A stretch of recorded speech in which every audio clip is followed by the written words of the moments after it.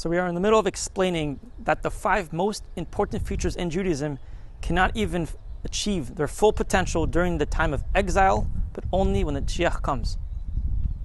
We've explained this, how it applies to God's presence and of Torah. Now we'll go on to the next. How does it apply to mitzvot, the commandments? So almost every Jewish person probably knows that we were commanded to perform 613 mitzvos. What's kind of surprising is, based on the counting of the Chafetz Chaim, nowadays we can only fulfill 271 of those 613. Why is that? Because a majority of the mitzvos are dependent in the fact that every Jewish person has to be living in the land of Israel with the temple built. The majority of the mitzvos are connected to the sacrifices, the Supreme Court, the cycle of the Shemitah, the sabbatical cycle, the Yovel, etc.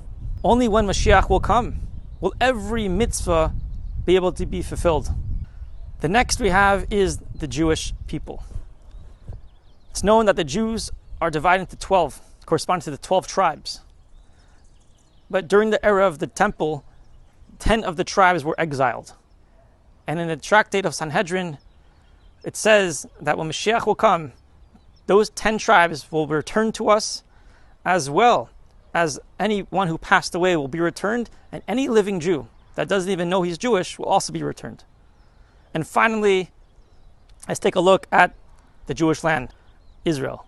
When we look into the promise, when God promised Abraham to give him the land of Israel, in chapter 15 in the book of Genesis, the land of Israel is described with a land that 10 nations are living there.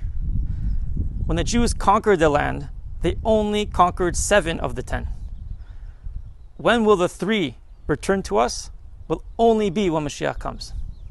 So it's very clear that to anyone who cherishes Judaism will have a natural desire and a burning yearning for the coming of Moshiach. When will the real Judaism be? When will every mitzvah be able to be performed perfectly? That will only be the coming of Moshiach.